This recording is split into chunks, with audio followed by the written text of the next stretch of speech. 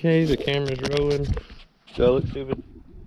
Damn. It works.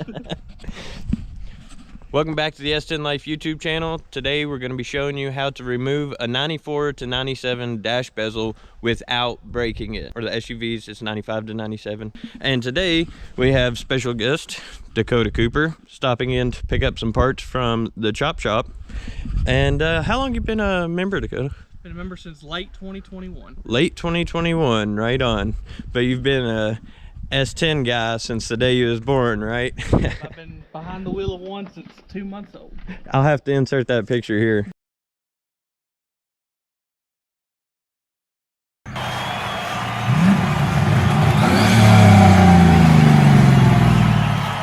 If you're at the junkyard and you need to, let's say you're pulling a dash and you don't need the dash bezel, this is a good video to use so you don't be like all the other ones I've seen at the junkyard. They all have dash bezels in them, but they're split in half in the passenger seat, and the guys who are trying to find them, they ain't gonna be very happy.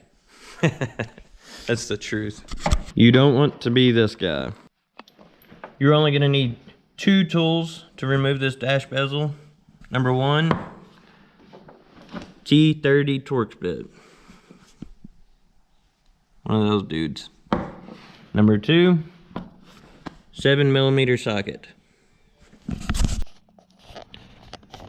This is a prime example of a 94 to 97 bezel. It's in great shape. It's got no cracks. It's a little bit dirty, but if that's the worst thing about it, I can live with it. So a lot of people assume that these bezels are just clipped onto the dash, and they are clipped onto the dash.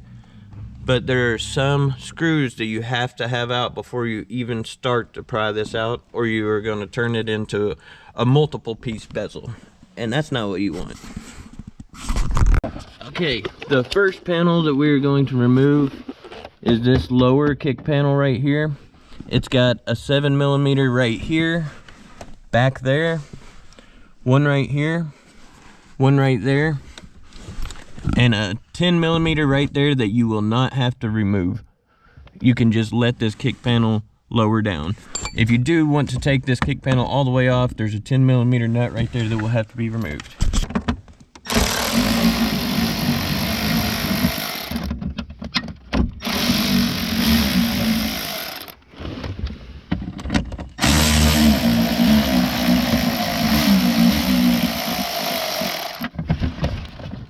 Oh, looks like that one is already out. The clip must have came out of it.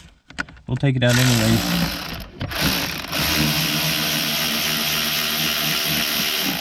Just to reinsert that clip, it must have just came out of its place. It doesn't look broken. Pull this down some. This panel's gonna have to come down to get off this kick panel. It has one right here, one right there, and then one more over there.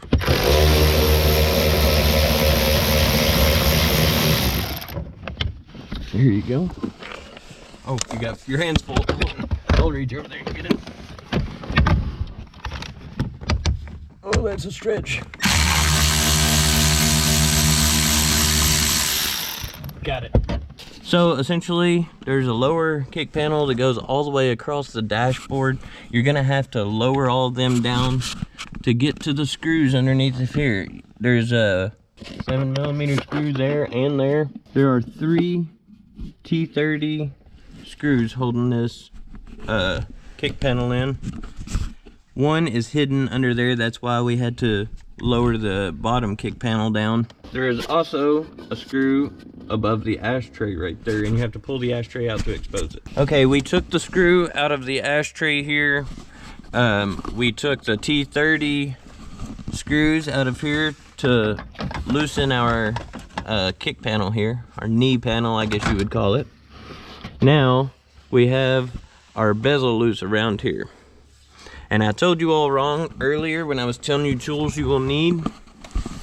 There's actually a phillip screw here and here. For some reason I was thinking those were 7mm. Now that we've got all of that loose, we filmed it but the camera messed up, we are going to slowly start pulling this dash off. It's just snapped in place. You want to get that corner? There we are. Now, if you have a tilt wheel, you want to lower your wheel all the way down. And if you have a column shifter, you want to bring it all the way down to its lowest point to give you as much clearance up here as possible. The headlight switch and everything over here is still going to be connected to the bezel when this pulls off, but the HVAC and the radio will stay mounted to the dashboard. Okay, so we've got the dash bezel all loosened from the dash, and if you notice, it's kind of in a bind here on the steering column. You can force them out of there and wiggle it, but to increase the probability of you not breaking this, it's a good idea to lower the steering column down to give you plenty of room to squeeze that bezel out.